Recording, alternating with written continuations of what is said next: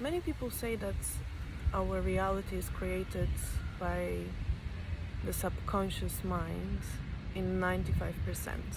I'm not that certain in terms of the percentage, but the subconscious definitely creates our reality in the vast majority in terms of our life experiences. And it's enough to just look at our lives and see it for yourself. We are habitual beings. Limbic systems work this way. We are always looking for some kind of mental shortcuts, which are habits. And those habitual thoughts and behaviors also lead to habitual emotional state that tend to create a lot of emotional blockages in our subconscious mind. Those emotional blockages are the reasons for many conflicts, internal as well as external, in our lives. We continuously perceive everything around us through that perspective of emotional energies from the past. Our reality is very much individual. So there are no two same realities in this world. There are no two people who have exactly same perception on everything around them. And unless we understand this is the case, we continue to think that our truth is the only truth in this universe and everyone else's points of view are wrong. They're equally right. That's the issue or the challenge which we often find in our lives, in our relationships, all sorts of relationships in all sorts of dimensions of life and areas of life. There are no two identical subconscious minds. We all have our conditioning, which was formed mostly in the first 6-7 years of our lives, and then we top it up with all sorts of beliefs and emotions as we go through life. It is possible to change our subconscious conditioning, but it's quite a challenge. Our limbic brains are looking for shortcuts, for mental shortcuts, and therefore it's very difficult to see our own blind spots and to see different perspectives of others, other possibilities of the reality on the perspective that we have, other dimensions to it. However, it is indeed possible. Why is it worth doing? Because our entire life changes. It changes in a way of our perspective. So we no longer project as we used to. So because we continuously project through our conditioning from the past, through the lenses that we have built throughout our entire lives.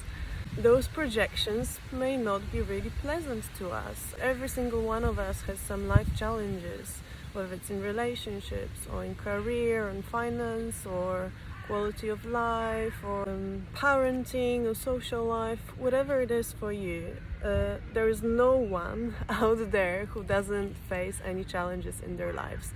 And that's why it's important to work with the subconscious mind, to look within and see where these blockages were created. And they are often very unrelated to that actual area of life that we are experiencing challenges in.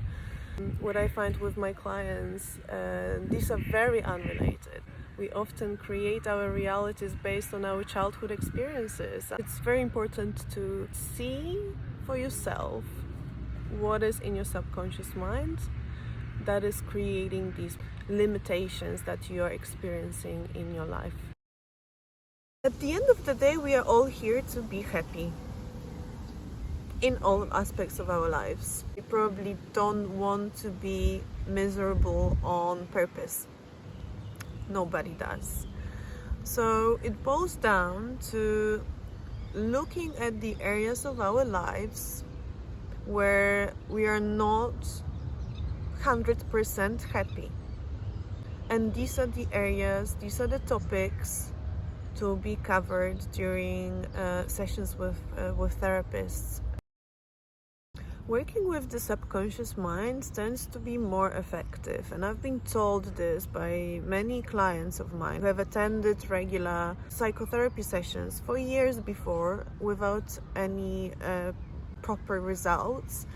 Why is it? Because the subconscious mind is the vast majority of our consciousness that creates our life experiences. During regular therapy sessions, only the thin layer of roughly 5% is being explored. Therapists rarely take the clients into deeper levels of consciousness to see what are the real blockages beneath the conscious mind. My name is Anna Lewczuk.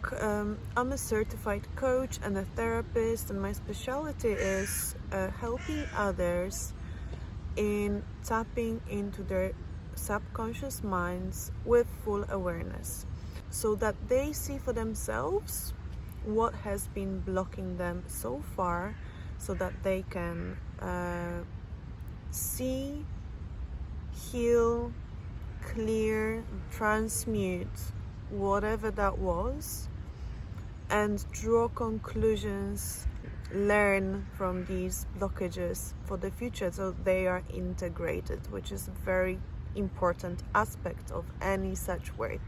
If you would like to find out how I can help you, I invite you to get in touch with me. And if you would like to read some testimonials of my clients, they're all on my website. Everyone is very specific, very unique, and all these lessons are very unique to each of us. So there is no point in comparing ourselves to others. What my recommendation is generally is that if you're feeling any blockages or feeling any limitations in your life right now, any confusion or feeling burnout, like feeling that you are not living your own life, or living in some misalignment, this is the right time to try this kind of work for yourself.